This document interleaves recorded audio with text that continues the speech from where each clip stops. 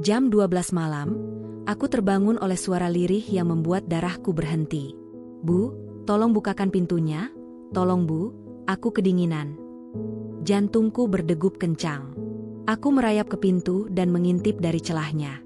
Tubuhku merinding, tangan gemetar, tak percaya dengan apa yang kulihat. Ternyata itu, putraku yang meninggal 2 tahun lalu ternyata selama ini dia. Sebelum mulai, yuk absen dulu di kolom komentar. Dari kota mana saja? Sobat Kisah, jangan lupa like dan subscribe ya. Dukunganmu membuat channel ini terus berkembang dan bisa menyajikan cerita yang lebih seru. Terima kasih. Namaku Inara. Aku tidak pernah membayangkan harus memperkenalkan diriku seperti ini, sebagai seorang ibu yang kehilangan anaknya. Dulu, setiap kali orang bertanya siapa aku, jawabanku selalu sederhana dan penuh kebanggaan. Aku Inara, ibu dari seorang anak laki-laki yang menjadi pusat hidupku. Dunia kecilku. Nafasku. Alasan aku bangun setiap pagi dengan senyum yang tulus. Sekarang, aku tetap Inara. Tetapi tanpa dia, namaku terasa seperti kosong. Seperti rumah tanpa penghuni. Tetap berdiri, namun tak lagi hidup. Sudah lama aku berhenti menghitung hari sejak kepergiannya. Awalnya aku menghitung jam, lalu malam, lalu pagi. Setelah itu, angka-angka kehilangan makna. Yang tersisa hanyalah perasaan berat yang menetap di dada, seolah ada tangan tak terlihat yang terus menekan, membuatku sulit bernapas meski udara masih ada di sekelilingku. Rumah ini masih sama. Dindingnya tidak berubah warna. Perabotannya tidak bergeser. Namun suasananya berbeda. Terlalu sunyi. Sunyi yang bukan sekadar ketiadaan suara, melainkan kehampaan yang menggema. Setiap sudut seakan menyimpan bayangannya. Setiap langkah kakiku mengundang kenangan yang tidak pernah benar-benar pergi. Aku tinggal sendirian sekarang. Pagi-pagiku tidak lagi dimulai dengan suara langkah kecil yang berlari menuju dapur. Tidak ada lagi panggilan manja yang menyebut namaku dengan nada setengah mengantuk. Tidak ada rebutan kamar mandi atau pertanyaan sepele yang dulu sering membuatku pura-pura kesal. Aku bangun. Aku duduk. Aku menatap kosong ke arah jendela. Kadang aku bertanya pada diriku sendiri, apakah beginilah rasanya hidup setelah kehilangan segalanya namun tetap dipaksa bernapas. Aku masih bisa memasak, meski porsinya selalu terlalu banyak, karena tanganku lupa menyesuaikan jumlah. Aku masih bisa membersihkan rumah, meski sering terhenti di depan pintu kamarnya. Aku masih bisa tersenyum pada tetangga, meski senyum itu terasa asing di wajahku sendiri. Mereka bilang waktu akan menyembuhkan. Mereka bilang aku harus kuat. Mereka bilang anakku pasti ingin melihatku bahagia. Tidak ada satupun dari kalimat itu yang benar-benar membuat rasa ini berkurang. Setiap malam adalah perjuangan. Bukan karena aku takut gelap, melainkan karena malam membawa keheningan yang terlalu jujur. Di siang hari, aku masih bisa berpura-pura sibuk. Namun saat matahari tenggelam, semua pertahanan runtuh. Aku hanya tinggal sendiri bersama pikiranku, dan pikiranku selalu berakhir padanya. Aku sering duduk di ruang tengah, menatap kursi kosong di seberang. Dulu itu tempatnya. Tempat ia duduk sambil bercerita tentang hal-hal kecil yang menurutnya penting. Aku mendengarkan, meski kadang tidak sepenuhnya fokus. Aku selalu berpikir akan ada waktu lain. Sekarang, waktu itu tidak pernah datang. Ada rasa bersalah yang tidak pernah pergi. Rasa bersalah karena mungkin aku kurang mendengarkan. Karena mungkin aku terlalu sibuk menjadi ibu yang merasa tahu segalanya, tanpa benar-benar memahami hatinya. Setiap kenangan yang muncul selalu disertai pertanyaan yang tidak memiliki jawaban. Bagaimana jika aku lebih sabar? Bagaimana jika aku lebih peka? Bagaimana jika aku tahu apa yang ia rasakan sebelum semuanya terlambat? Pertanyaan-pertanyaan itu berputar di kepalaku seperti doa yang salah alamat. Aku mencoba menjalani hari dengan cara paling sederhana. Bangun sebelum matahari sepenuhnya muncul. Menyeduh minuman hangat yang sering kubuat untuknya, lalu terdiam saat menyadari gelas satunya tetap kosong. Aku duduk lama, membiarkan minuman itu mendingin, seperti hatiku yang perlahan kehilangan kehangatan. Kadang aku berbicara sendiri, menyebut namanya pelan, seolah ia masih bisa mendengar. Aku tahu itu terdengar gila, tetapi ada kenyamanan aneh dalam melakukannya. Seperti berpura-pura bahwa jarak antara hidup dan mati tidak sejauh yang orang-orang katakan. Kamarnya masih utuh. Aku tidak sanggup mengubah apapun. Spray masih terlipat rapi seperti terakhir kali ia meninggalkannya. Meja belajarnya masih penuh dengan coretan-coretan kecil yang dulu sering membuatku mengomel. Sekarang, coretan itu terasa seperti harta paling berharga. Aku sering berdiri di ambang pintu kamarnya, tanpa berani masuk. Takut jika terlalu lama berada di sana, aku tidak akan sanggup keluar. Takut jika kenangan itu menelanku bulat-bulat. Sebagai seorang ibu, aku selalu berpikir bahwa tugasku adalah melindungi, memberi rasa aman, menjadi tempat pulang.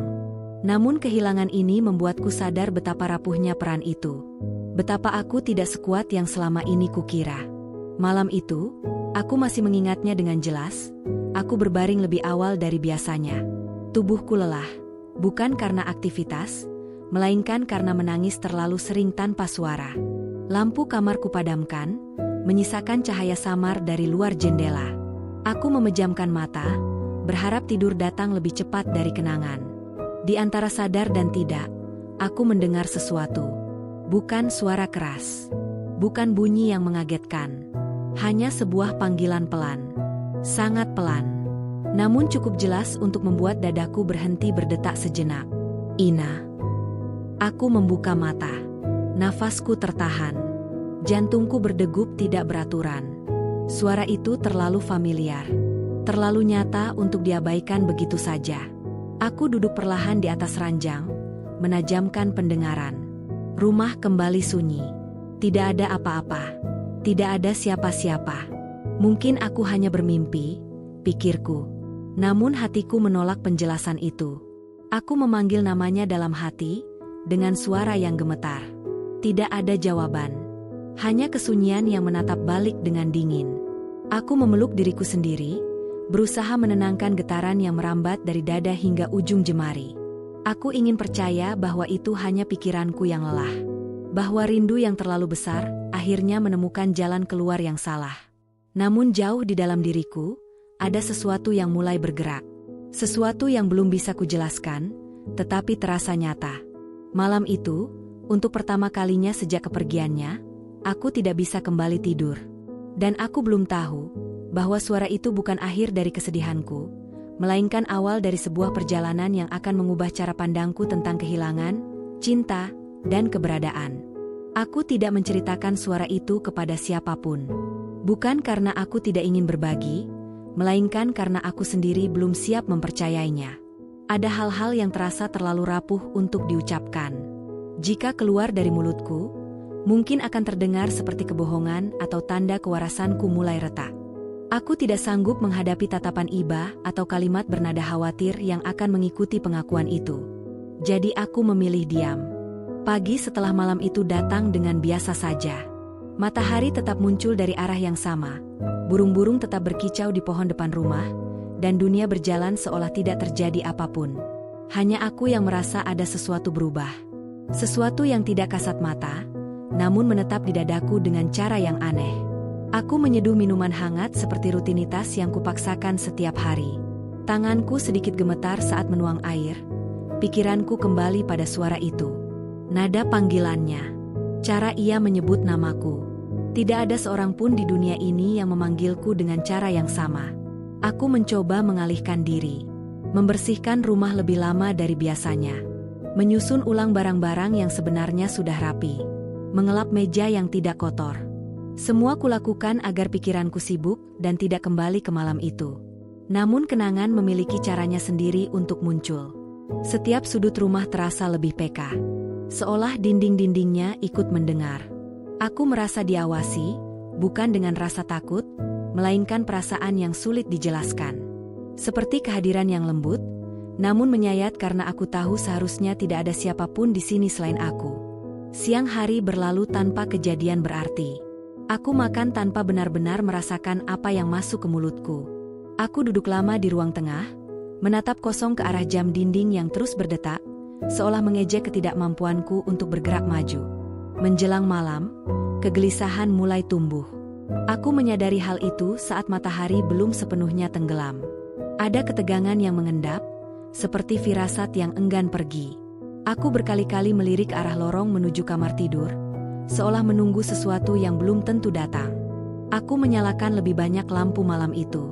Bukan karena takut gelap, melainkan karena aku ingin memastikan bahwa apapun yang terjadi nanti, aku berada dalam keadaan sadar. Aku tidak ingin lagi menyalahkan mimpi atau kelelahan. Saat waktu mendekati tengah malam, aku duduk di tepi ranjang dengan punggung bersandar pada kepala tempat tidur. Mataku terbuka lebar. Aku mendengarkan. Detik demi detik berlalu. Aku hampir mulai menertawakan diriku sendiri ketika akhirnya suara itu kembali terdengar. Ina. Kali ini lebih jelas. Tidak keras. Tidak bergema. Namun cukup dekat untuk membuat kulitku merinding. Nafasku tercekat. Tanganku mencengkeram spray dengan kuat. Seolah benda itu bisa menahanku agar tidak terjatuh ke dalam sesuatu yang tidak kumengerti. Aku menoleh ke segala arah. Tidak ada siapapun. Pintu kamar tertutup. Jendela terkunci. Rumah ini hanya diisi oleh aku dan kenangan. Ina. Suara itu terdengar lagi, sedikit lebih dekat, sedikit lebih nyata. Dadaku berdenyut keras. Air mataku jatuh tanpa izin. Ada bagian dalam diriku yang ingin bangkit dan mencari sumber suara itu. Namun ada bagian lain yang membeku oleh ketakutan. Takut jika harapanku akan runtuh. Takut jika aku hanya sedang mempermainkan diriku sendiri. Ini tidak mungkin, bisikku pelan, lebih kepada diriku sendiri daripada siapapun. Aku menutup mata, menarik napas panjang, mencoba mengatur detak jantung yang berlari terlalu cepat. Aku menghitung, seperti yang pernah diajarkan seseorang padaku dulu. 1 tarikan. 1 hembusan. Namun hitungan itu buyar ketika suara itu terdengar lagi, kali ini dengan nada yang berbeda. Seperti sedih. Seperti menahan tangis. Aku tidak sanggup lagi diam. Bibirku bergerak sebelum pikiranku sempat mencegah. "Apa kamu di sini?" tanyaku lirih, suaraku bergetar. Tidak ada jawaban langsung. Hanya keheningan yang menekan, membuat pertanyaanku terasa konyol dan menyedihkan. Aku hampir menyesal telah mengucapkannya ketika suara itu kembali terdengar, lebih pelan dari sebelumnya. "Ina, dengar aku." Kalimat itu membuat seluruh pertahananku runtuh. Aku menutup wajah dengan kedua tangan. Tangisku pecah tanpa bisa ditahan. Bukan tangis histeris, melainkan tangisan yang lahir dari rindu yang terlalu lama dipendam. Rindu yang tidak tahu harus ditujukan kemana. "Aku lelah," ucapku terbata-bata. "Kalau ini cuma pikiranku, tolong berhenti. Aku tidak kuat." Aku tidak tahu kepada siapa aku berbicara. Kepada ingatan, kepada kesedihan, atau kepada sesuatu yang berada di luar batas nalar. Yang aku tahu, rasa sakit itu nyata. Malam itu berakhir tanpa penjelasan. Suara itu tidak kembali terdengar setelahnya, seolah sengaja meninggalkanku dalam kebingungan. Aku tertidur menjelang pagi, tubuhku lemas, pikiranku penuh dengan pertanyaan yang tidak memiliki tempat berlabuh. Ketika aku bangun, kepalaku terasa berat, mataku sembab. Namun satu hal yang paling menggangguku bukanlah kelelahan, melainkan keyakinan yang mulai tumbuh perlahan. Aku tidak sedang bermimpi. Hari itu aku mencoba mencari penjelasan logis. Aku memeriksa ponselku, memastikan tidak ada pesan suara yang terputar sendiri. Aku mengecek televisi, radio, bahkan alat elektronik lain yang mungkin menyala tanpa kusadari. Semua dalam keadaan mati. Tidak ada sumber suara yang bisa dituding sebagai penyebab. Aku berdiri lama di tengah rumah, merasa konyol sekaligus takut. Bagaimana jika aku mulai kehilangan kewarasanku? Pertanyaan itu menghantuiku sepanjang hari. Aku mencoba mengingat kembali setiap detail malam sebelumnya, memastikan bahwa aku tidak melewatkan sesuatu yang penting. Namun ingatan itu terlalu jelas untuk disangkal. Nada suaranya, cara ia menyebut namaku. Tidak mungkin pikiranku menciptakan detail sedetail itu tanpa alasan. Menjelang sore, aku duduk di depan kamar anakku. Pintu itu sudah lama tidak kubuka sepenuhnya. Aku hanya berdiri di depannya, tanganku menyentuh gagang pintu tanpa berani memutar. "Apa kamu mencoba bicara lewat sini?" tanyaku dalam hati. Aku tidak tahu apa yang lebih menakutkan, jawaban iya atau tidak. Malam kembali datang dengan pelan, membawa ketegangan yang sama. Aku tidak lagi menyalakan semua lampu. Ada bagian dalam diriku yang ingin membiarkan malam berjalan apa adanya, seolah aku sedang menantang sesuatu untuk kembali muncul. Aku berbaring dengan mata terbuka, menunggu. Namun malam itu sunyi. Tidak ada panggilan. Tidak ada bisikan. Tidak ada apapun selain suara detak jam dan nafasku sendiri. Aku merasa lega dan kecewa dalam waktu yang bersamaan. Perasaan itu membuatku muak pada diriku sendiri. Aku terjaga hingga larut, bertanya-tanya apakah suara itu hanya akan muncul sesekali, atau apakah ia menungguku melakukan sesuatu. Di antara rasa takut dan harapan, satu keputusan mulai terbentuk perlahan di benakku. Aku tidak bisa terus berpura-pura bahwa semua ini tidak terjadi. Jika suara itu nyata, aku harus tahu dari mana asalnya. Jika itu hanya ilusi, aku juga harus menghadapinya sebelum aku tenggelam terlalu jauh. Untuk pertama kalinya sejak kepergiannya, aku memiliki tujuan. Meski tujuan itu lahir dari sesuatu yang tidak bisa kupahami sepenuhnya. Dan aku belum menyadari bahwa keputusanku untuk mencari jawaban akan membawaku kembali pada jejak-jejak hidup anakku, membuka luka lama, dan mempertemukanku dengan kebenaran yang selama ini tersembunyi. Setelah malam itu, aku mulai takut pada pikiranku sendiri. Bukan karena ia tiba-tiba berubah menjadi sesuatu yang asing, melainkan karena ia terlalu jujur. Setiap ingatan tentang anakku datang tanpa izin, seolah pikiranku tidak lagi mau tunduk pada keinginanku untuk melupakan sejenak. Aku bisa sedang mencuci piring, lalu mendengar tawanya terpantul dari dinding dapur. Aku bisa sedang menyapu halaman, lalu teringat caranya mengeluh tentang panas matahari sambil berlindung di balik tubuhku. Semua itu terasa begitu nyata hingga terkadang aku berhenti bergerak, memastikan bahwa aku masih berada di masa kini. Aku mencoba bersikap rasional. Aku membaca artikel tentang duka, tentang bagaimana pikiran manusia sering menciptakan ilusi suara atau bayangan ketika kehilangan seseorang yang sangat dicintai. Mereka menyebutnya sebagai mekanisme bertahan. Cara otak melindungi diri dari kehancuran total. Penjelasan itu seharusnya menenangkanku. Namun anehnya, aku justru merasa lebih gelisah. Jika suara itu hanyalah hasil dari pikiranku yang berduka, mengapa nadanya begitu spesifik? Mengapa kalimatnya terasa seperti sesuatu yang belum selesai? Ilusi seharusnya kabur, bukan begitu terarah. Ia seharusnya memudar ketika disadari, bukan kembali dengan bentuk yang lebih jelas. Aku berdiri di depan cermin suatu pagi, menatap wajahku sendiri. Garis-garis kelelahan terlihat jelas. Mataku kehilangan kilau yang dulu sering dipuji orang. Aku tampak seperti seseorang yang telah melewati badai panjang, tanpa sempat mengeringkan diri. Aku masih waras, kataku pelan pada pantulan itu. Namun pantulan itu tidak menjawab. Hari-hariku berjalan lambat, terlalu lambat. Setiap detik terasa berat, seolah waktu sengaja memperpanjang penderitaan. Aku mencoba kembali pada rutinitas lama, meski banyak di antaranya terasa kosong tanpa kehadirannya. Aku mengunjungi tempat yang dulu sering kami datangi bersama. Taman kecil di ujung jalan, bangku tua di bawah pohon besar, warung sederhana yang selalu kami singgahi sepulang sekolah. Semua tempat itu masih ada, tetapi maknanya berubah. Mereka menjadi saksi bisu dari sesuatu yang tidak akan pernah terulang. Saat aku duduk di bangku taman, aku bisa hampir mendengar suaranya mengeluh tentang pelajaran yang sulit atau teman yang menyebalkan. Aku tersenyum tanpa sadar, lalu tersadar bahwa aku sedang tersenyum sendirian. Perasaan malu dan sedih bercampur, membuat dadaku sesak. Aku bertanya pada diriku sendiri, apakah aku sedang melarikan diri dari kenyataan dengan terus mengejar kenangan? Apakah aku sengaja membiarkan suara itu bertahan, karena aku belum siap melepaskannya sepenuhnya? Namun ada satu hal yang tidak bisa kuabaikan. Suara itu tidak datang setiap kali aku merindukannya. Ia muncul tanpa bisa kuduga, di saat-saat ketika pikiranku justru berusaha menjauh. Ketidakteraturan itu membuatku ragu bahwa semua ini hanya permainan pikiranku. Malam demi malam berlalu tanpa suara, lalu tiba-tiba ia kembali hadir, singkat dan pelan, seolah hanya ingin memastikan bahwa aku masih mendengarkan. Setiap kemunculannya membuatku semakin sulit membedakan antara kenyataan dan harapan. Aku mulai berbicara lebih sering dengan dirinya, dengan bayangan yang kubentuk sendiri. Aku duduk di ruang tengah, berbicara seolah ia duduk di hadapanku.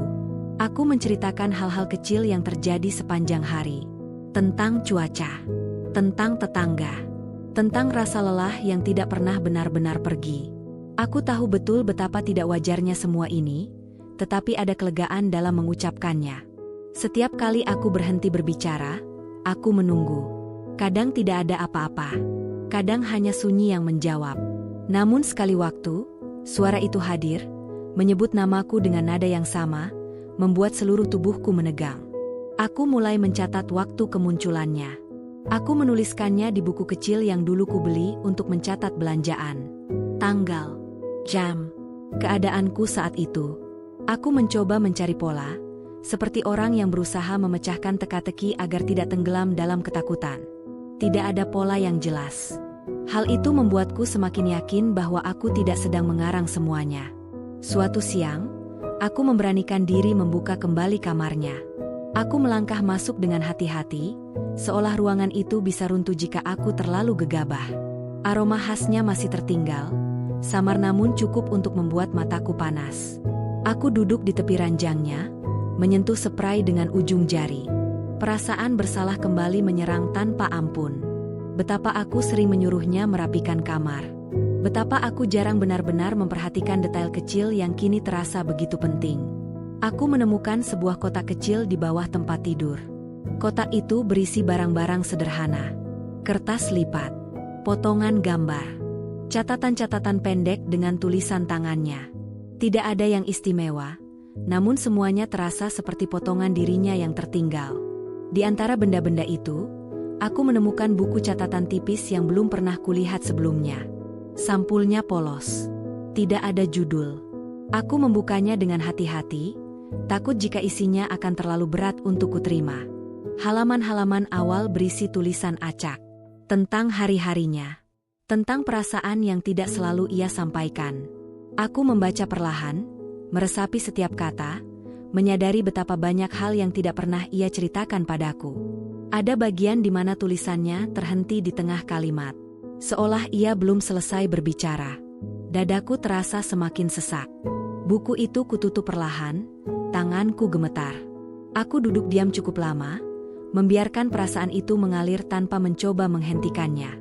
Jika suara itu benar-benar ada, mungkinkah ia berasal dari hal-hal yang belum sempat ia sampaikan? Dari pesan-pesan yang tertinggal, menunggu untuk ditemukan? Pertanyaan itu menghantui pikiranku hingga malam tiba. Aku berbaring dengan buku catatan itu di sampingku. Tidak ada suara malam itu. Tidak ada panggilan. Namun kehadiran buku itu saja sudah cukup membuat pikiranku tidak tenang. Aku mulai menyadari bahwa aku tidak hanya mencari asal suara. Aku sedang mencari bagian dari anakku yang tidak pernah benar-benar ku kenal. Dan disitulah letak ketakutanku yang sebenarnya. Bukan tentang kehilangan kewarasan, melainkan tentang kenyataan bahwa selama ini aku mungkin telah hidup terlalu dekat dengannya, namun tetap saja terlalu jauh untuk memahami sepenuhnya. Aku mulai percaya bahwa ada hal-hal yang sengaja ditinggalkan untuk ditemukan. Pemikiran itu muncul tanpa peringatan, seperti kesimpulan yang tiba-tiba terasa masuk akal setelah berhari-hari berkutat dengan kebingungan. Buku catatan yang kutemukan di kamarnya tidak terasa seperti kebetulan. Ia terlalu rapi untuk disebut terlupakan, namun terlalu tersembunyi untuk dikatakan sengaja dipamerkan. Seolah ia tahu suatu hari aku akan menemukannya, ketika waktunya tepat. Pagi itu aku bangun dengan perasaan berbeda. Bukan lega, bukan juga tenang, melainkan dorongan yang sulit dijelaskan. Seperti ada sesuatu yang menungguku untuk bergerak, untuk berhenti diam dan mulai mencari. Aku membawa buku catatan itu ke meja makan. Cahaya pagi menyinari halaman-halamannya yang penuh tulisan kecil. Aku membacanya lagi, lebih teliti, tidak hanya menangkap isi, tetapi juga ritmenya. Cara ia menulis saat gembira berbeda dengan saat ia sedang gelisah. Ada bagian yang tulisannya rapi, dan ada bagian yang seolah ditulis tergesa-gesa, seperti takut kehabisan waktu. Aku berhenti pada satu halaman yang terasa ganjil. Di sudut bawah, ada simbol kecil yang diulang beberapa kali. Bukan gambar yang jelas, melainkan tanda sederhana yang tampak seperti gabungan huruf dan garis. Aku mencoba mengingat-ingat, namun tidak ada satupun kenangan yang terhubung dengan simbol itu. Aku menutup buku itu perlahan. Jika ini adalah petunjuk, maka aku harus mengikuti alurnya dengan sabar. Aku memutuskan untuk keluar rumah. Keputusan itu terasa besar, meski sebenarnya sederhana. Sudah lama aku tidak benar-benar pergi kemanapun selain tempat yang benar-benar perlu. Kehilangan membuat dunia terasa mengecil, seolah rumah ini adalah satu-satunya ruang aman yang tersisa. Namun hari itu, aku merasa harus melangkah keluar. Tujuan pertamaku adalah tempat yang paling sering ia kunjungi, sekolah lamanya. Aku tidak tahu apa yang kuharapkan dari sana. Jawaban, kenangan, atau sekadar rasa dekat yang sudah lama hilang? Saat aku berdiri di depan gerbang, perasaanku campur aduk. Bangunan itu tampak sama seperti terakhir kali aku menjemputnya. Anak-anak lain berjalan masuk dan keluar dengan tawa yang masih utuh. Aku berdiri di sana sebagai penonton, membawa luka yang tidak mereka pahami. Aku berbicara dengan salah satu pengajar yang masih mengingat anakku. Nada suaranya lembut, penuh kehati-hatian, seolah takut menyentuh sesuatu yang rapuh. Ia menceritakan hal-hal kecil, tentang kebiasaan anakku duduk di barisan tertentu, tentang ketertarikannya pada hal-hal yang jarang diperhatikan teman-temannya. Namun ada satu kalimat yang membuatku terdiam. Belakangan, dia sering terlihat menyimpan sesuatu. Ucapnya pelan, seperti sedang menyiapkan hal penting. Aku tidak bertanya lebih jauh. Kata-kata itu sudah cukup untuk mengaduk pikiranku. Dalam perjalanan pulang, aku berhenti di taman kecil yang sering kami lewati. Bangku di bawah pohon itu masih ada. Aku duduk di sana, membiarkan ingatan datang tanpa kutahan. Di tempat inilah ia pernah berkata bahwa ia ingin meninggalkan sesuatu yang berarti. Saat itu aku hanya tersenyum dan menganggapnya sebagai kalimat biasa. Sekarang, kalimat itu terasa seperti gema. Aku membuka buku catatan lagi. Simbol itu kembali menarik perhatianku. Aku menyadari bahwa simbol tersebut muncul di halaman-halaman yang ditulis mendekati akhir. Seolah semakin dekat dengan sesuatu yang ingin ia sampaikan. Aku mulai mencocokkan simbol itu dengan tempat-tempat yang pernah ia sebutkan dalam tulisannya. Taman, sekolah, rumah. Urutannya terasa terlalu rapi untuk disebut kebetulan. Malam itu, aku pulang dengan tubuh lelah dan pikiran penuh. Namun kelelahan itu berbeda. Ia datang bersama perasaan bahwa aku berada di jalur yang benar, meski belum tahu kemana jalur itu akan membawaku. Suara itu tidak terdengar malam itu. Namun anehnya, aku tidak merasa sendirian. Aku duduk di ruang tengah, membuka kembali kotak kecil yang kutemukan di kamarnya.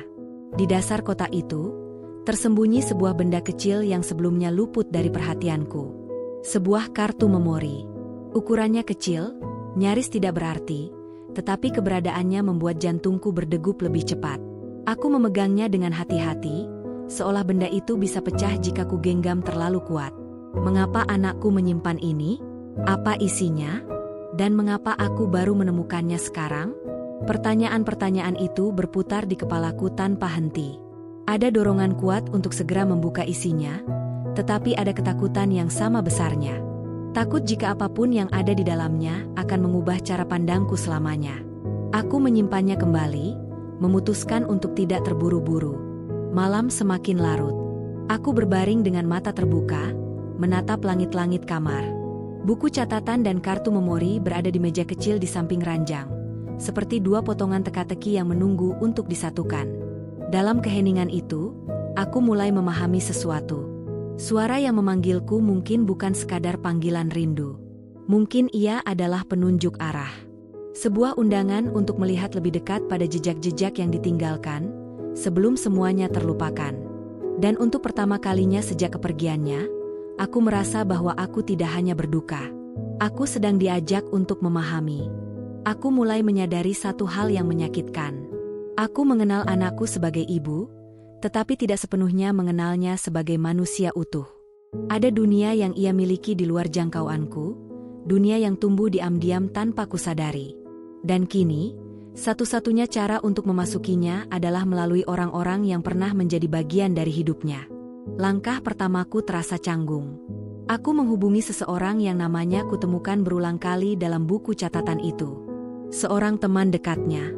Tulisan-tulisan tentangnya tidak panjang, tetapi selalu muncul di saat-saat penting. Aku ragu sebelum menekan tombol panggilan.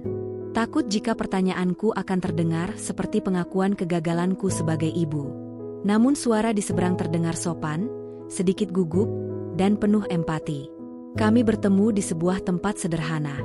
Meja kecil, kursi kayu, aroma minuman hangat memenuhi udara.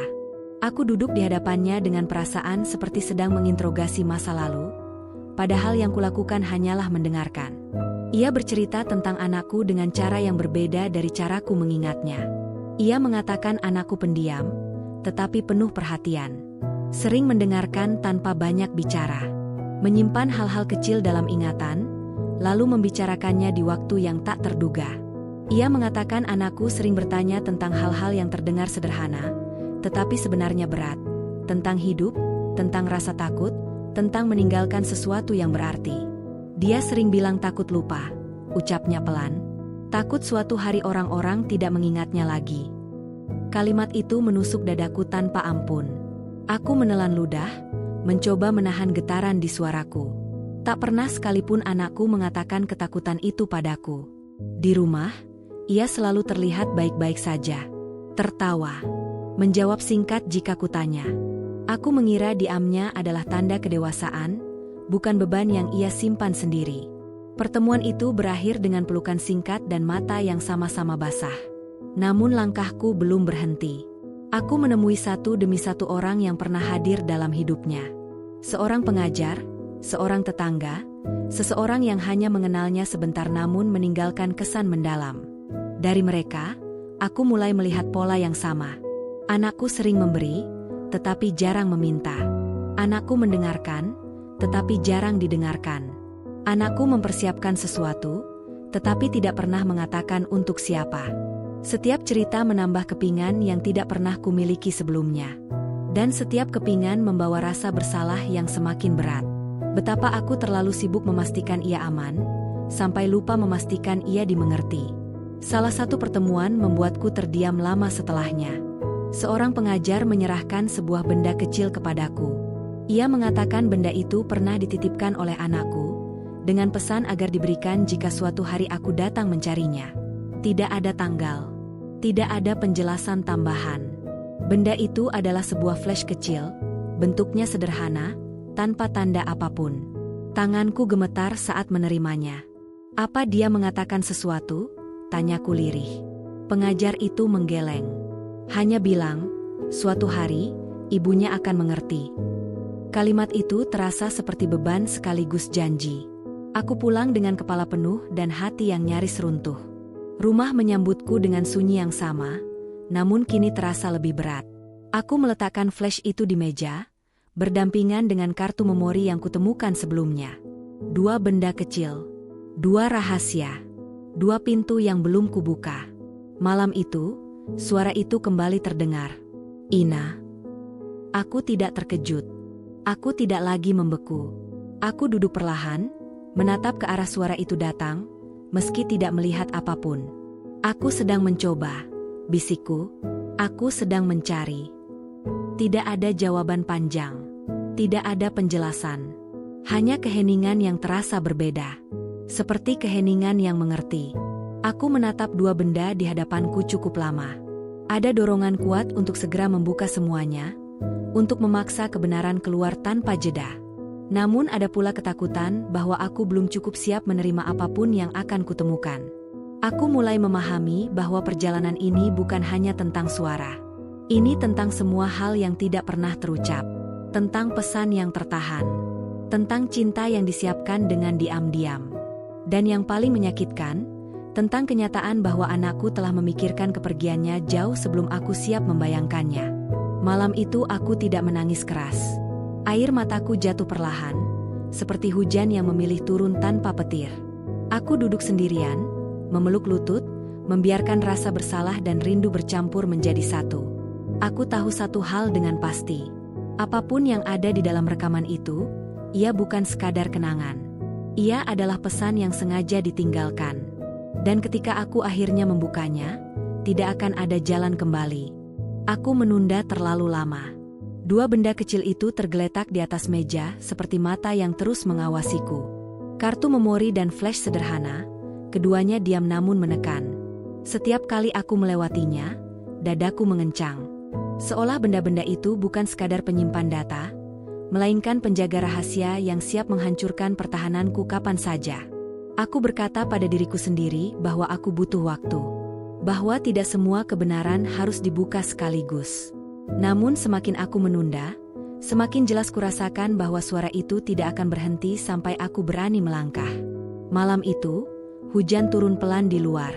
Tidak deras, tidak juga berhenti. Suaranya menenangkan sekaligus membuatku gelisah. Aku duduk sendirian di ruang tengah, lampu redup menyala, menciptakan bayangan panjang di dinding. Rumah ini terasa seperti sedang menahan napas bersamaku. Aku mengambil kartu memori terlebih dahulu. Tanganku gemetar saat mencari perangkat untuk membukanya. Gerakan kecil itu terasa seperti keputusan besar. Ketika layar akhirnya menyala dan daftar file muncul, jantungku berdetak begitu keras hingga aku takut suaranya akan menenggelamkan segalanya. Ada beberapa folder. Tidak banyak. Nama-namanya sederhana, nyaris tidak bermakna. Namun satu folder di bagian bawah membuatku terdiam. Namaku. Aku menelan ludah. Nafasku tertahan. Untuk sesaat, aku mempertimbangkan untuk menutup semuanya dan pergi ke kamar. Namun dorongan di dadaku terlalu kuat. Aku tidak bisa lagi berlari. Aku membukanya. Di dalamnya, ada beberapa video pendek. Tanggal perekamannya berbeda-beda, tersebar dalam rentang waktu yang tidak singkat. Aku menatap daftar itu lama, mencoba memahami alasan di baliknya. Mengapa begitu banyak? Mengapa disimpan rapi, seolah sudah direncanakan? Aku memilih satu video secara acak. Layar menampilkan wajah anakku. Ia duduk di kamarnya. Sudut pengambilan gambar sederhana, seperti direkam dengan tergesa. Wajahnya terlihat tenang, tetapi matanya menyimpan sesuatu yang tidak pernah kulihat sebelumnya. Bukan ketakutan, bukan kesedihan, melainkan kesiapan yang terlalu dewasa untuk usianya. "Hai, Bu," katanya pelan.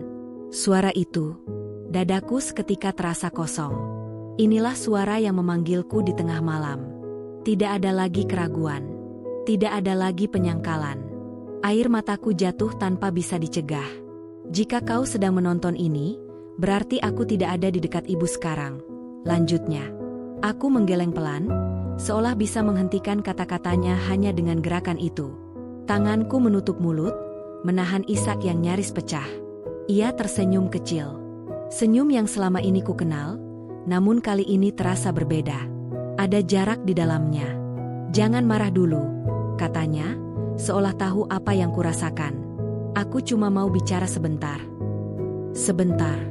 Kata itu terasa kejam. Video itu tidak panjang. Ia hanya bercerita tentang hal-hal kecil. Tentang harinya. Tentang rasa lelah yang kadang datang tanpa sebab.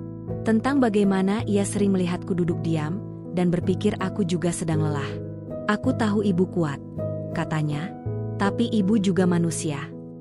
Kalimat itu menghantamku lebih keras daripada apapun. Aku menghentikan video sebelum selesai. Nafasku terengah. Tanganku dingin. Aku merasa seperti seseorang yang baru saja diseret keluar dari air setelah hampir tenggelam. Aku belum siap. Namun rasa takut itu kalah oleh kebutuhan untuk tahu. Aku membuka video berikutnya. Dan berikutnya. Setiap rekaman mengungkap sisi dirinya yang tidak pernah ku kenal. Ia berbicara tentang ketakutan ditinggalkan, tentang keinginannya agar aku tidak merasa sendirian jika suatu hari ia tidak ada. Ia berbicara tentang cinta dengan cara yang terlalu matang, terlalu sadar akan kemungkinan perpisahan. Di satu video, ia menunduk lama sebelum bicara. "Aku tidak bilang ke ibu karena aku takut ibu sedih," ucapnya, "dan aku tidak mau jadi alasan ibu berhenti tersenyum." Kalimat itu membuatku tersungkur ke lantai. Aku memeluk diriku sendiri, tubuhku bergetar hebat. Seluruh dunia terasa runtuh dalam sekejap. Betapa aku mengira telah melindunginya dari rasa sakit, padahal ia justru melindungiku dengan cara yang tidak seharusnya ia lakukan.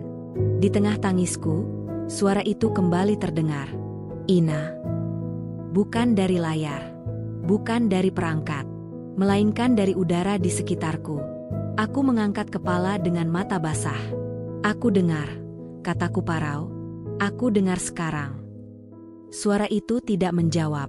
Namun kehadirannya terasa kuat, seolah mengelilingiku, menopangku agar tidak benar-benar jatuh. Aku mematikan perangkat itu perlahan. Bukan karena aku sudah selesai, melainkan karena aku tahu masih ada sesuatu yang lebih besar menunggu. Kartu memori itu bukan satu-satunya kepingan.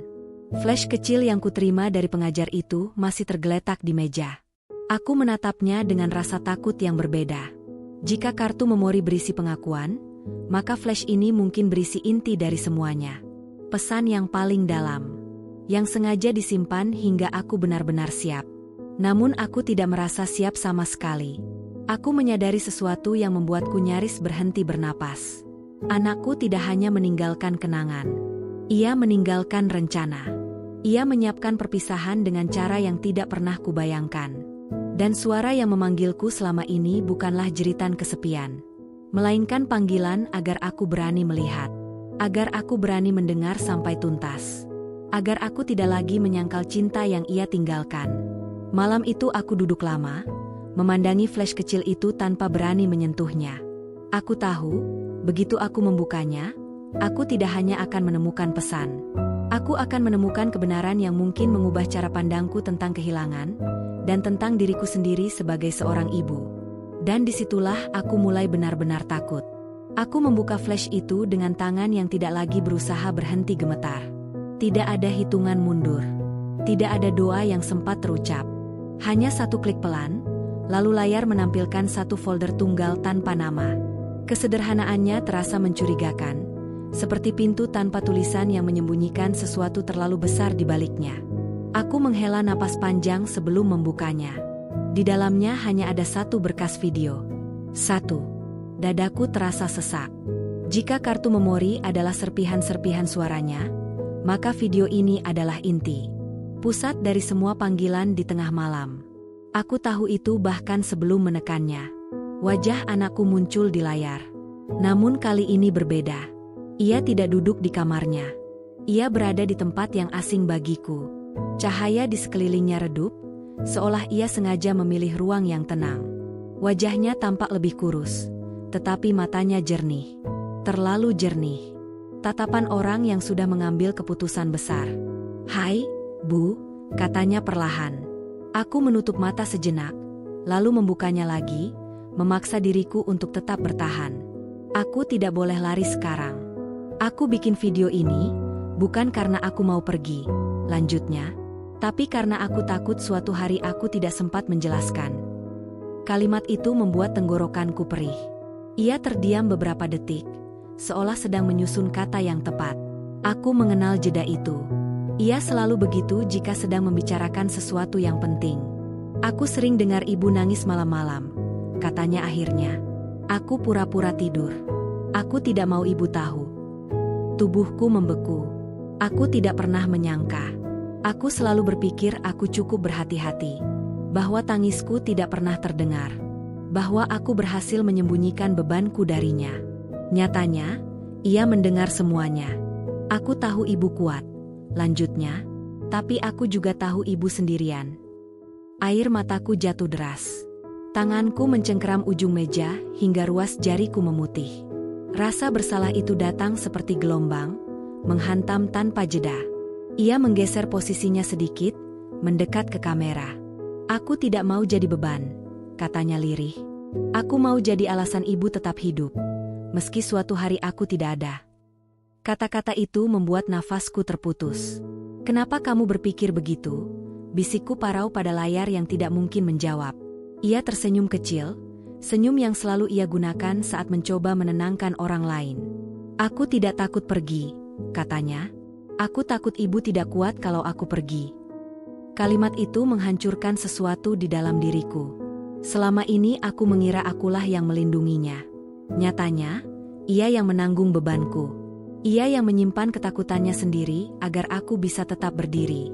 Seorang anak yang seharusnya dilindungi, justru belajar menjadi penopang. Aku menunduk, bahuku terguncang oleh tangis yang tidak lagi bisa kutahan. Di tengah isak itu, suara itu kembali terdengar. "Ina." Bukan dari video, bukan dari udara, melainkan dari dalam dadaku sendiri. Aku mengangkat kepala, menatap layar dengan mata yang basah. "Aku di sini," kataku. "Aku dengar semuanya." Video itu terus berjalan. Aku ninggalin ini bukan supaya ibu sedih, katanya. Aku ninggalin ini supaya ibu tahu, ibu tidak pernah sendirian. Tidak pernah. Ia berhenti sejenak, lalu menunduk. Nafasnya terdengar sedikit berat. Kalau suatu malam ibu dengar suaraku, katanya pelan, jangan takut. Itu cuma aku yang pengen bilang, aku masih di sini. Di setiap hal kecil yang ibu ingat. Aku terisak keras, tubuhku nyaris runtuh dari kursi. Semua kepingan kini menyatu. Suara itu, panggilan tengah malam. Perasaan ditemani di tengah sunyi. Semua bukan kebetulan. Ia tidak datang untuk menakutiku. Ia datang untuk menahanku agar tidak jatuh sendirian. Aku sayang ibu, katanya di akhir video. Selalu. Layar menjadi gelap. Tidak ada musik penutup. Tidak ada kata perpisahan dramatis. Hanya keheningan yang kini terasa berbeda. Tidak lagi menekan, melainkan memeluk. Aku duduk lama tanpa bergerak. Rasa bersalah itu masih ada, namun kini bercampur dengan sesuatu yang lain. Kesadaran.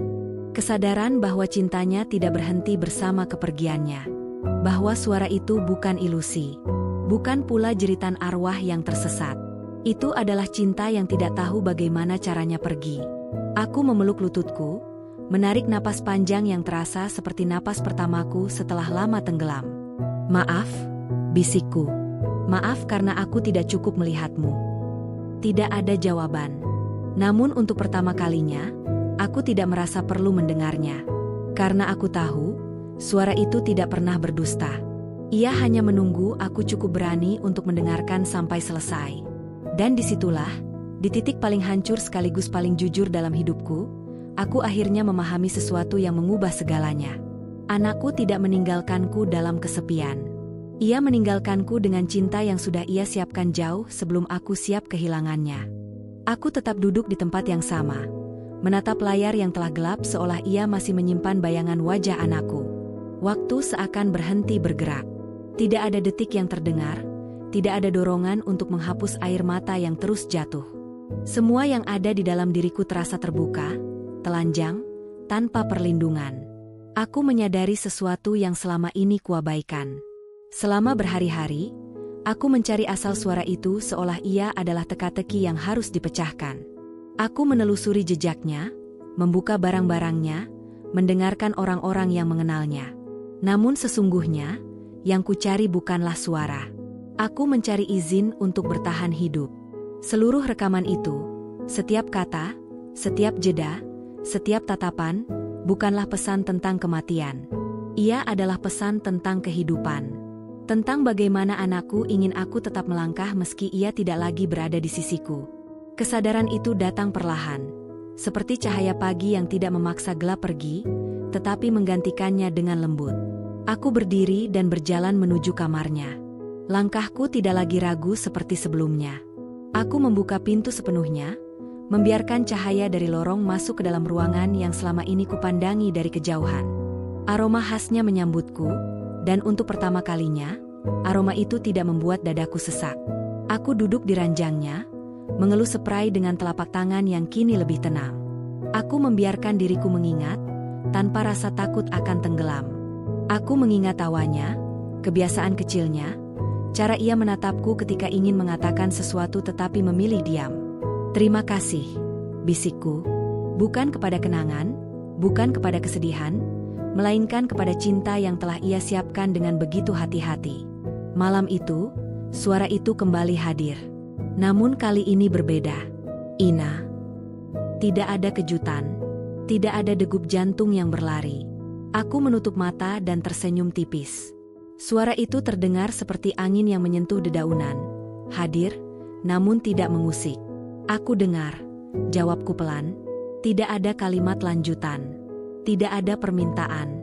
Hanya kehadiran yang singkat, seperti salam yang lembut. Dan entah bagaimana, itu sudah cukup. Aku tidak lagi mencoba menahan suara itu.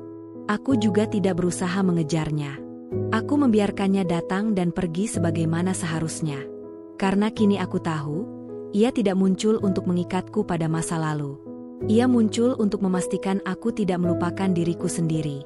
Hari-hari berikutnya terasa berbeda. Tidak lebih mudah, tetapi lebih jujur. Aku mulai membuka jendela lebih pagi. Aku mulai memasak dengan porsi yang lebih wajar. Aku mulai keluar rumah tanpa merasa bersalah, karena tertawa kecil pada hal-hal sederhana. Duka tidak menghilang. Ia tetap tinggal, duduk tenang di sudut hatiku.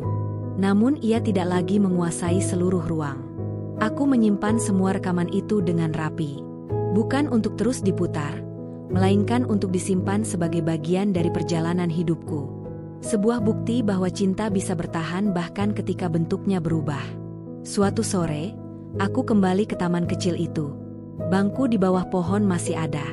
Aku duduk di sana, memejamkan mata, dan untuk pertama kalinya aku bisa bernapas penuh tanpa rasa bersalah. Aku membayangkan anakku duduk di sampingku. Tidak untuk mengajakku kembali ke masa lalu, melainkan untuk menemaniku melangkah ke depan. Aku akan baik-baik saja, ucapku pelan, seolah ia mendengar. Tidak sekarang, tapi suatu hari. Angin berembus lembut, menggerakkan daun-daun kering di kakiku. Tidak ada suara yang memanggil. Namun aku tidak merasa kehilangan. Aku mulai memahami bahwa kepergian bukanlah penghapusan. Ia adalah perubahan jarak. Dan cinta tidak mengenal jarak. Malam itu, aku tidur dengan tenang. Tidak ada panggilan. Tidak ada bisikan. Tidak ada kegelisahan. Hanya keheningan yang bersahabat, seperti pelukan yang tidak menuntut apapun. Aku tahu, ini bukan akhir dari dukaku. Namun ini adalah akhir dari perlawanan yang melelahkan. Aku tidak lagi bertanya apakah suara itu nyata atau tidak. Aku tidak lagi mencari pembuktian. Karena yang terpenting bukanlah dari mana suara itu berasal, melainkan apa yang ia tinggalkan di dalam diriku. Dan yang ia tinggalkan adalah keberanian. Keberanian untuk hidup. Keberanian untuk mengingat tanpa runtuh. Keberanian untuk mencintai tanpa takut kehilangan lagi. Pagi itu, aku membuka jendela kamar dengan perlahan. Sinar matahari menembus tirai tipis, menyorot debu yang menari di udara. Udara luar mengalir masuk, sejuk dan bersih. Ada sesuatu tentang cahaya pagi yang berbeda sekarang. Lebih hangat, namun tidak menyembunyikan kenyataan. Aku menyadari, ini pertama kalinya aku bisa merasakan kehidupan di luar rumah, tanpa dihantui rasa kehilangan yang menyesakan. Suara-suara di luar terasa nyata, bukan bayangan masa lalu yang selalu memanggilku. Aku menarik napas dalam, membiarkan udara memenuhi paru-paruku, dan untuk pertama kalinya dalam waktu yang lama, aku tersenyum tanpa merasa bersalah. Aku menyadari bahwa memulai langkah baru bukan berarti melupakan. Tidak.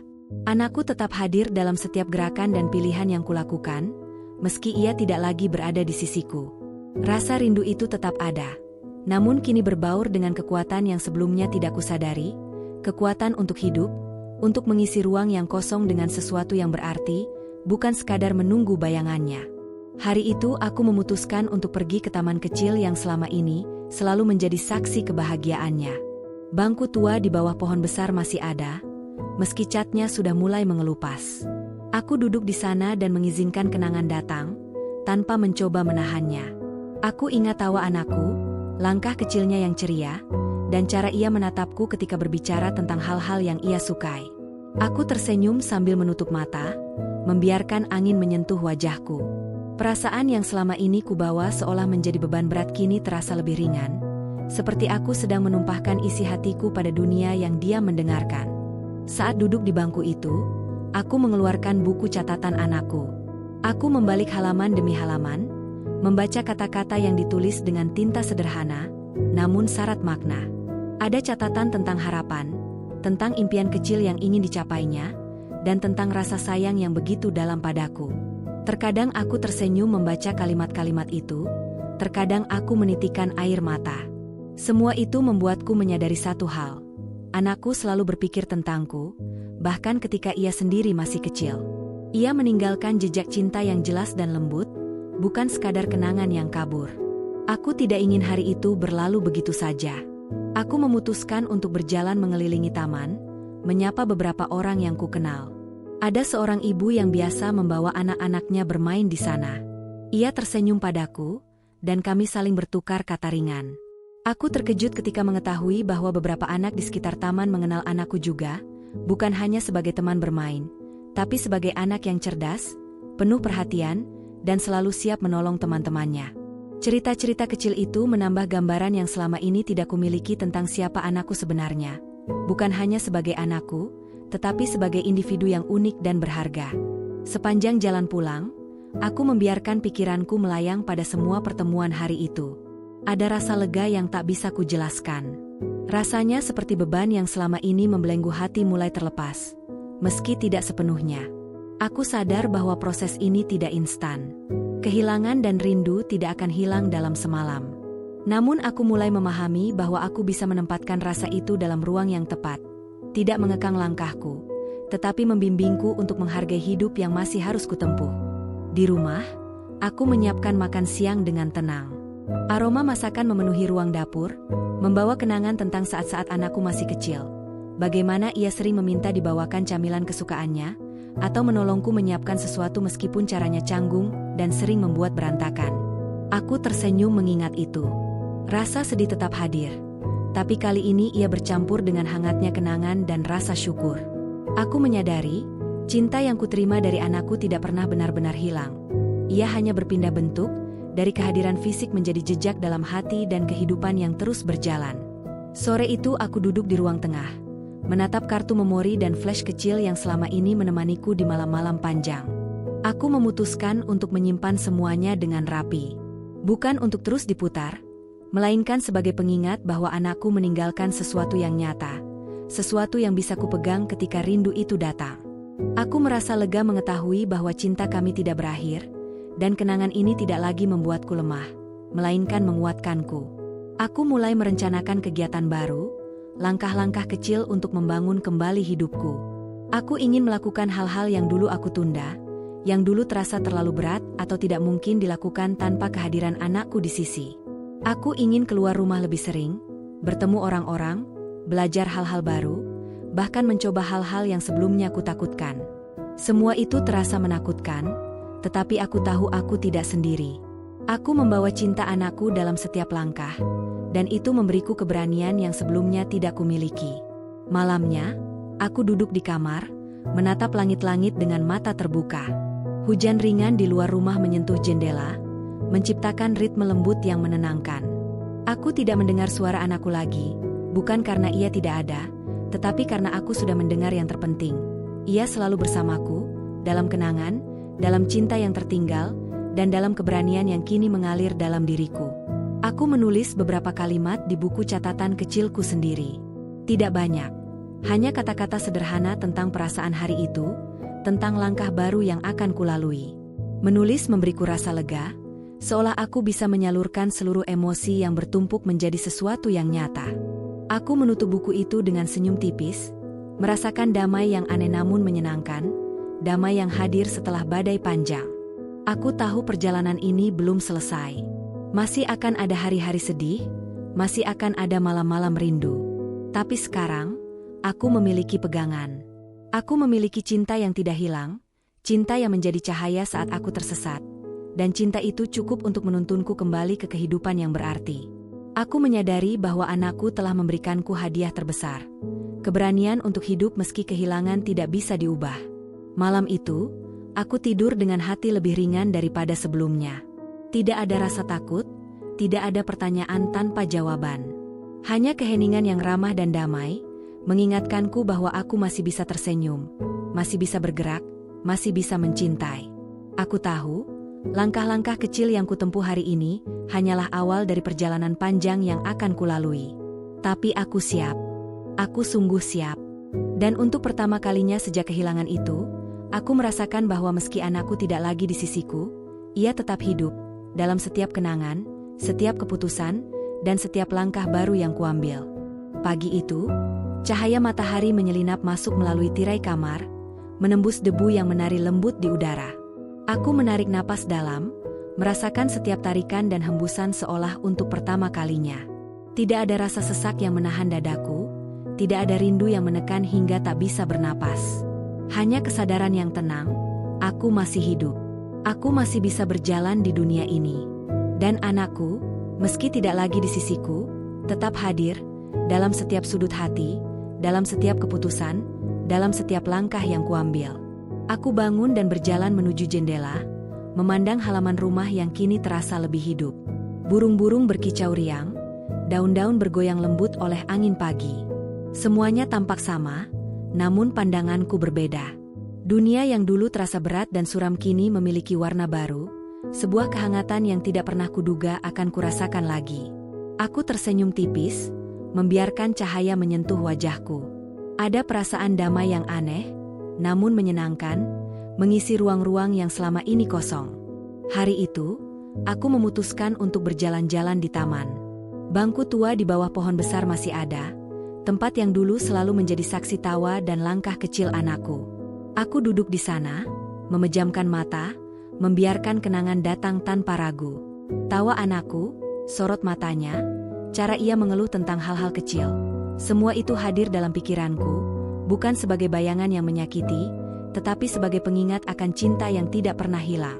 Aku tersenyum sambil menundukkan kepala, membiarkan air mata jatuh perlahan, kali ini tanpa rasa sakit yang melumpuhkan, tetapi sebagai pelepasan dan penyembuhan. Setelah duduk cukup lama, aku berjalan mengelilingi taman, menyapa orang-orang yang kukenal. Beberapa dari mereka adalah orang-orang yang dulu mengenal anakku, yang kini menatapku dengan senyum hangat. Aku merasa terhubung dengan dunia yang selama ini seolah menjauh dariku. Percakapan ringan dengan mereka membuatku menyadari sesuatu. Hidup ini masih penuh keajaiban, meski kehilangan tetap menjadi bagian dari perjalanan. Aku tersenyum, dan mereka tersenyum kembali, tanpa perlu kata-kata panjang. Ada kehangatan yang sederhana, tetapi kuat, yang mengalir melalui interaksi kecil itu. Di rumah, aku mulai menata kembali barang-barang anakku dengan tenang. Buku catatan, kartu memori, flash kecil, semua disimpan rapi, bukan sebagai kenangan yang menahan langkahku, tetapi sebagai sumber kekuatan. Aku menyadari bahwa ia meninggalkan pesan yang paling penting bukan dalam bentuk fisik, tetapi dalam hati dan pikiranku. Keberanian untuk hidup, cinta yang tidak akan pernah pudar, dan pengingat bahwa meski ia tiada, kasih sayangnya tetap abadi. Aku menaruh benda-benda itu di lemari, namun bukan untuk dikunci rapat. Aku tahu mereka selalu ada, menemaniku di setiap langkah. Sore harinya, aku duduk di ruang tengah dengan secangkir teh hangat. Aku menatap foto-foto lama, melihat senyum anakku yang selalu riang, wajahnya yang penuh rasa ingin tahu, mata yang jernih dan tulus. Rasa rindu tetap ada, tetapi ia tidak lagi menekan. Ia menjadi kekuatan yang mendorongku untuk menjalani hidup dengan lebih penuh. Aku mulai merasakan, untuk pertama kalinya sejak lama, bahwa kehilangan bukanlah akhir. Kehilangan adalah perubahan bentuk cinta, yang kini menjadi pegangan yang lebih kuat untukku. Aku menulis di buku catatanku sendiri. Kata-kata sederhana tentang perasaan, langkah-langkah baru yang kuambil, tentang harapan untuk hari-hari berikutnya. Menulis memberiku rasa lega, seolah aku menyalurkan seluruh energi yang sebelumnya terjebak dalam kesedihan menjadi sesuatu yang nyata dan bermakna. Setiap kalimat yang kutulis adalah pengingat bahwa aku masih bisa mencintai, masih bisa tersenyum, dan masih bisa hidup. Aku menutup buku itu dengan senyum tipis, merasakan damai yang belum pernah kurasakan sebelumnya. Malam harinya, aku duduk di balkon rumah. Angin sepau-sepau menyentuh wajahku, membawa aroma hujan yang tersisa di udara. Aku menatap langit, menenangkan diri dengan melihat bintang-bintang yang mulai muncul. Dalam kesunyian itu, aku mendengar suara yang selama ini begitu kurindukan, meski bukan secara fisik. Suara anakku yang selalu menuntunku untuk terus melangkah.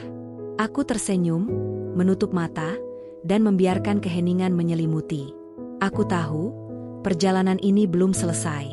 Masih akan ada hari-hari sulit, malam-malam sunyi, dan momen-momen ketika rindu itu datang menyeruak. Tetapi kini aku memiliki kekuatan untuk menerima semuanya. Aku tahu bahwa anakku selalu bersamaku, dalam bentuk kenangan, pesan, dan cinta yang tidak pernah mati. Aku bisa menangis tanpa henti, bisa tertawa, bisa tersenyum, semua tanpa rasa bersalah. Hari-hari berikutnya, aku mulai menata rutinitas baru. Aku memasak dengan lebih tenang, berjalan lebih sering, menulis lebih banyak. Aku mulai membuka diri pada orang-orang, berbicara tentang anakku dengan tenang, berbagi cerita tentang siapa ia sebenarnya, bukan hanya sebagai anakku, tetapi sebagai manusia yang penuh warna dan cinta.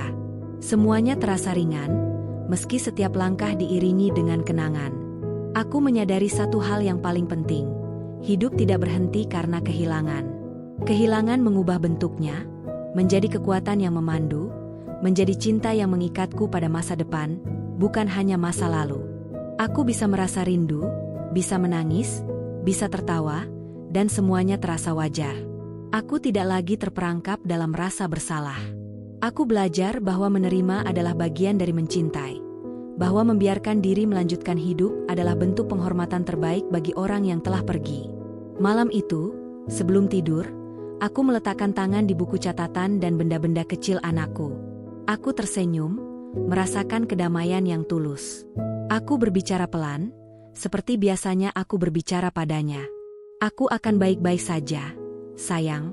Aku janji akan terus melangkah. Aku akan menjalani hidup ini dengan keberanian yang telah kau tinggalkan untukku. Aku mencintaimu selamanya. Tidak ada jawaban, tidak ada suara, hanya keheningan yang penuh makna. Aku menutup mata, menarik selimut, dan untuk pertama kalinya sejak lama, tidur dengan damai, tanpa rasa takut, tanpa penyesalan, hanya membawa cinta dan keberanian yang diwariskan anakku. Aku tahu, hari esok akan tetap menghadirkan tantangan. Kehidupan tidak berhenti, dan duka tidak sepenuhnya hilang. Tapi kini aku siap. Aku tahu cara berdamai dengan rindu, cara menerima kehilangan, dan cara mencintai tanpa harus merasa lemah. Aku membawa anakku dalam setiap langkah, dan itu cukup. Cinta itu hidup, dan dengan cinta itu, aku pun hidup. Ini bukan akhir. Ini adalah awal baru. Awal dari hidup yang bisa kulalui dengan keberanian, harapan, dan cinta yang tidak pernah pudar.